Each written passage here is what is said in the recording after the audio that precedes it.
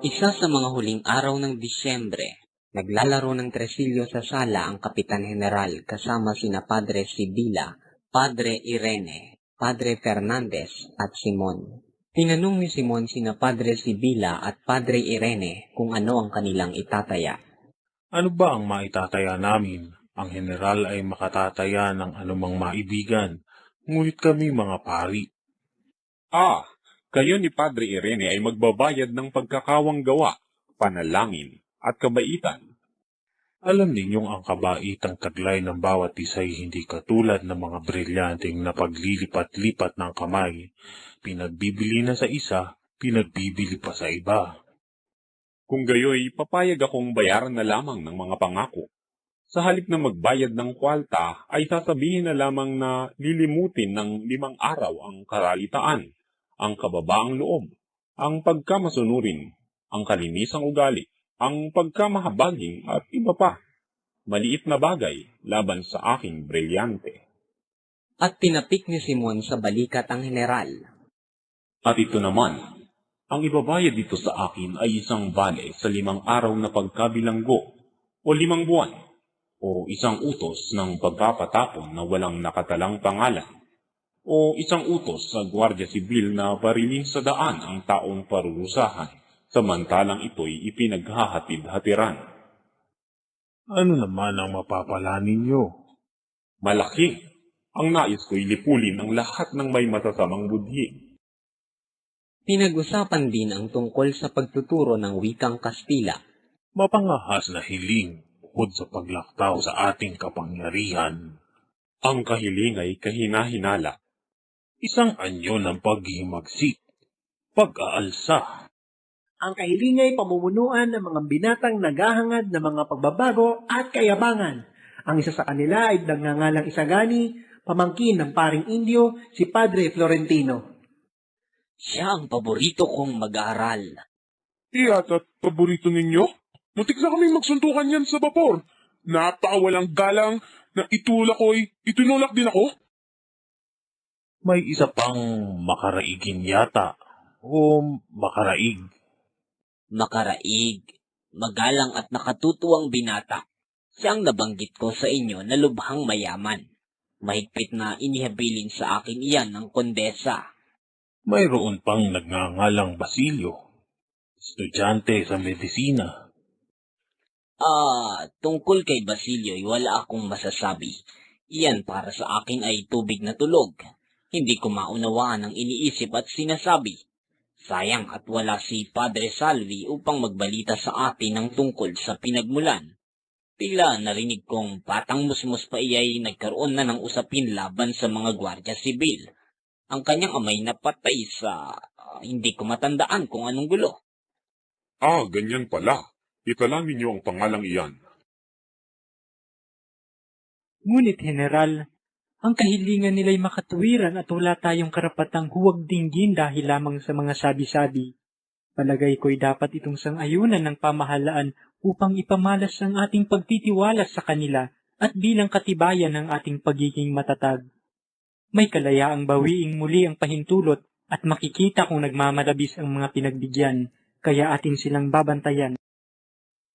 Bago natapos ang usapan, Aking General, naririto ang anak na babae ni Kabesang Tales at nagmamakaawang palayain na ang kanyang ingkong na dinakip sa halip ng kanyang ama. Hindi ba pwedeng mananghali muna ng matahimik? 3 araw na ito ng kanyang pagtungo rito. Kawaawang bata. Siya, pasulatin ang kalihim ng isang utos sa tenyente ng Gwardiya Sibil upang palayain ng matanda. Hindi na nila masasabing hindi ako mapagpatawad at maawain.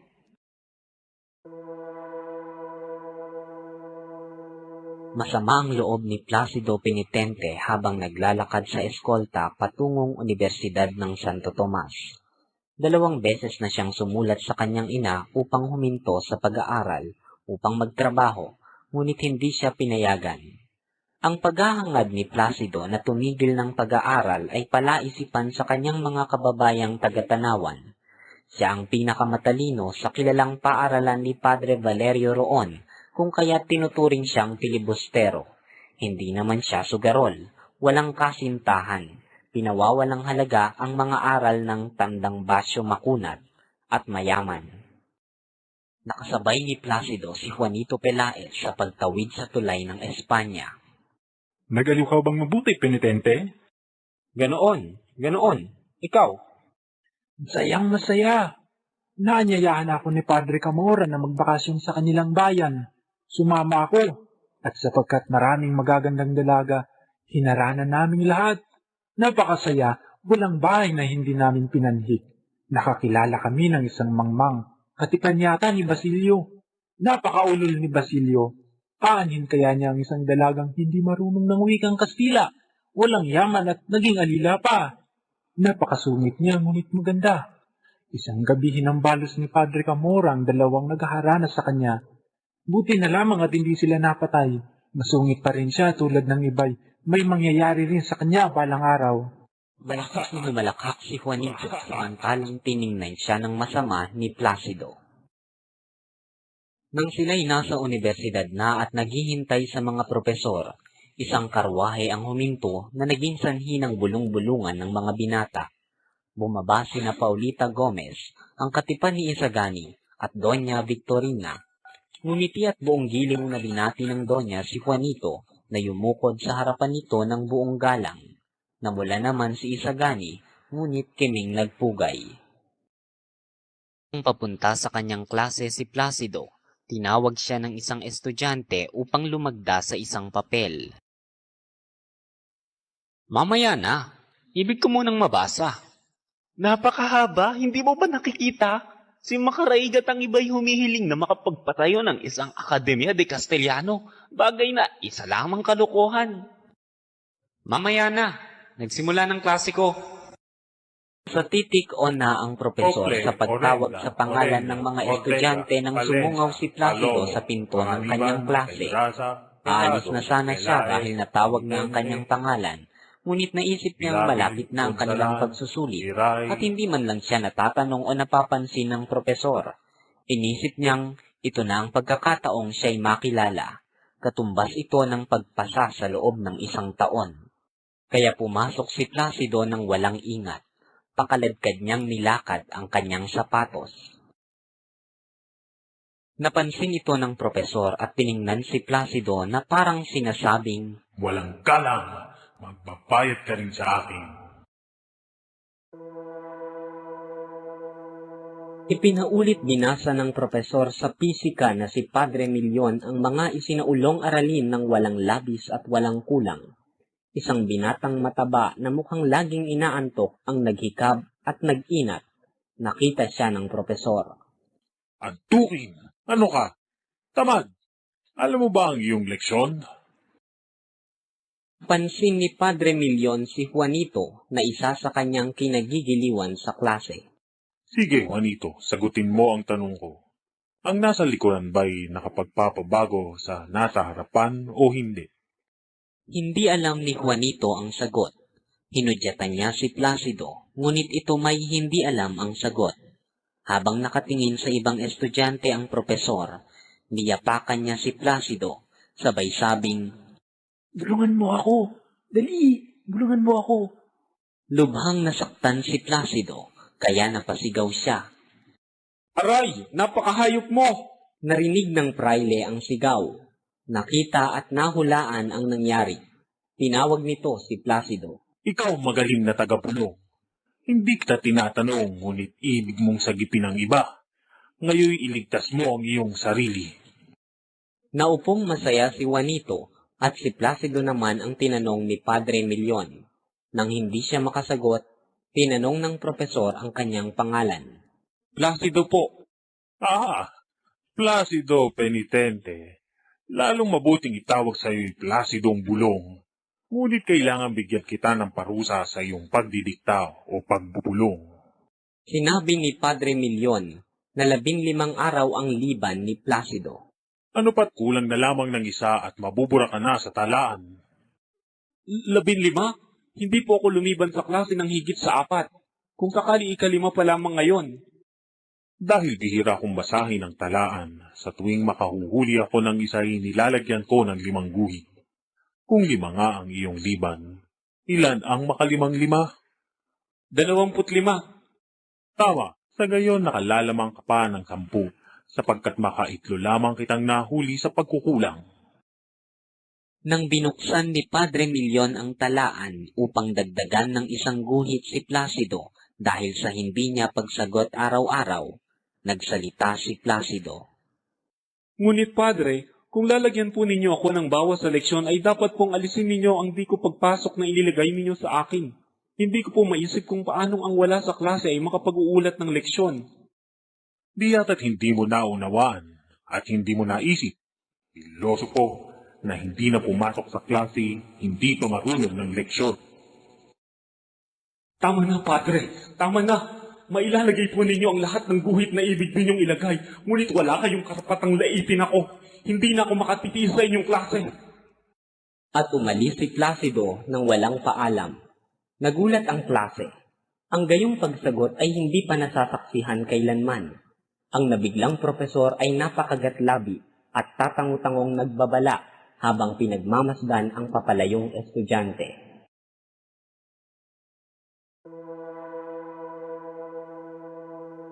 Kasalukuyang nagpupulong sa bahay ni Makaraig ang mga estudyanteng sina Isagani, Sandoval, Juanito Pelaez, Pecson at iba pang estudyante. Paksa ng kanilang pagpupulong ang tungkol sa pagpapatayo ng Akademya ng Wikang Kastila. Sa dahilan ng pagtuturo'y gagawin sa gabi ay maaaring sabihin magiging daan ng di mabuting asal at ugali na gaya ng pangyayari sa paaralan sa Malolos. Nakasisira sa karangalan ng universidad. Makasira kung makasira. Ang universidad ay mapipilitang sumang-ayon sa mga kailangan ng mga nag-aaral. At kung totoo yan, ay ano kung gayon ang universidad? Isa ba itong kapisanan na laban sa ikatututo? Dahan-dahan mga Ginoo. Ako'y hindi makaprayle. At alam ninyo ang aking simulaing makabago. Ngunit kailangang aminin natin na ang kay Cesar ay kay Cesar. Ang paaralang iyan ng Carpes y Oficios ng mga prayle ang siyang nagsumikap. O ang aso ng magugulay. Ngunit, samantalang wala tayong nalalamang masamay, huwag tayong magkamali ng hinala sa kalayaan at pagkasarili ng pamahalaan. Ang liwanag ay namamanaag na. Binuksan na ng Espanya ang silangan para sa Pilipinas. Nagbabago na ang panahon at umaayon na sa ating hinihingi. At batid kong higit sa ating inakala, ang pamahalaang ito ayon sa inyo'y humihina at nararapat palakasin at ipakita ang ating pagtitiwala sa Kanya. Inaakala ko na ang pag-uusig ay nagtatagumpay at ang sanhi ng pagtawag ni Makaraig ng pulong ay upang ibalita sa atin ang tagumpay at bukas makikita nating magkakamit ng papuri at pagkilala sa bayan ang mga pagsusumikap natin. Umugong ang masigabong palakpakan. Niyakap ng mga tagapakinig si Sandoval.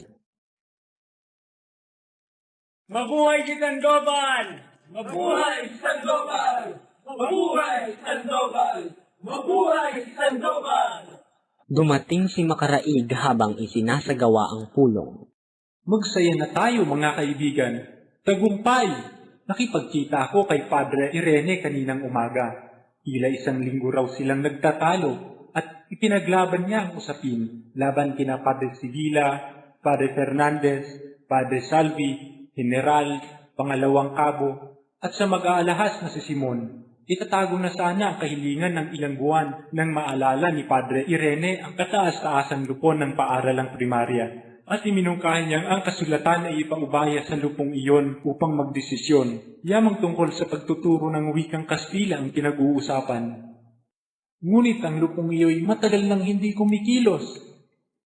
Iyan din nga ang isinagot kay Padre Irene at tinugon niyang mabuting ang pagkakataon upang muling kumilos. At sinamantala ang pagtungo roon ni Don Custodio na isa sa mga kasangguni. At dahil sa kasipagan niya ay naatasan siyang magmungkahi ng dapat. Ngayon nasa kamay na niya ang kasulatan. Ipinangako ni Don Custodio na lulutasin ito sa loob ng buwang ito. Kailangan ng grupo ang pagkiling ni Don Custodio. Dalawang paraan ang kanilang isinaalang-alang upang pumanig sa kanila si Don Custodio. Si Ginoong Pasta, isang manananggol, at si Pepay na isang mananayaw at matalik na kaibigan ni Don Custodio. Sumang-ayon ang lahat sa iminungkahi ni Isagani na siya muna ang pupunta at kakausap kay Ginoong Pasta upang maging marangal ang paraan.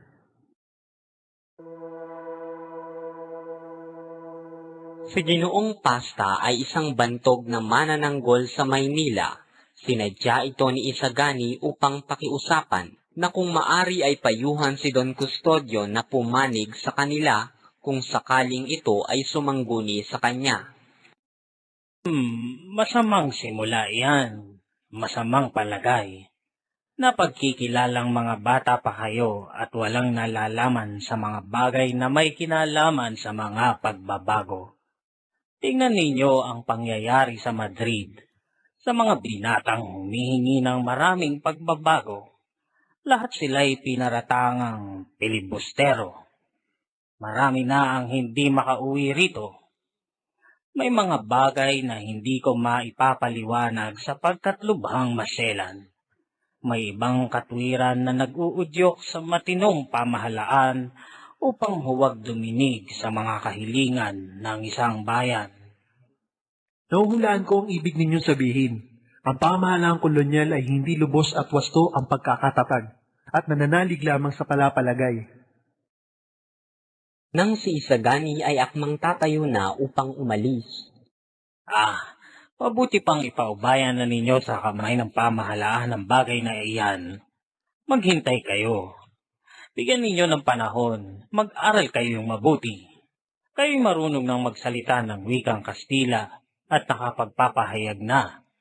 Ano't nang himasok pa kayo sa gulong ito, bakit hangad pa ninyong maituro ito ng bukod? Laging inihabilin sa akin ng aking amain ay alalahanin ko ang iba gaya na pag-aalala ko sa sarili. Hindi ako naparito ng dahil sa akin, kundi sa ngalan ng mga nasa kalagayan na lalo pang aba. Putres! Pag-aralan nila ang pinag-aralan ninyo at gawin nila ang ginawa ko. Naging alila ako ng lahat ng praile samantalang hawak ko ang gramatika. Nag-aral ako. Ngunit ilan sa mga nais matuto ang makaabot sa naabot ninyo? 10,000? Pues, ano ang kailangan ng higit sa roon? Totoong maraming mga abogado, karamihan ay pumapasok lamang bilang tagasulat. Mga doktor, sila'y nag-aaway at halos magpatayan sa pag-aagawa ng isang may sakit. Manggagawa, binata, magsasaka ang kailangan natin. At upang maging mabuting magsasaka ay hindi kailangang matuto ng maraming retorika, pangarap, mga kahibangan. Bibigyan ko kayo ng napakainam na payo sapagkat ikaw ay matalino. Estudyante kayo ng medisina. Kung kayo'y lisensyado na'y mag-asawa kayo ng isang mayaman at masambahing dalaga. Harapin ninyo ang panggagamot at huwag kayong makialam sa bayan. Maaalala rin ninyo ako at sasabihing may katuwiran kapag kayo'y nagkaroon ng mga ubang katulad nito. Kung ako po'y magkakaroon na ng ubang katulad niyan, at kapag hinilingon ko ang aking paningin sa nakaraan, at nakita kong wala akong nagawa, kundi ang para sa sarili lamang at hindi para sa bayang nagkaloob sa akin ng lahat ng bagay. Ang bawat uban ay magiging isang tinik, at hindi ko ipagkakapuri kundi bagkus ikahihiya.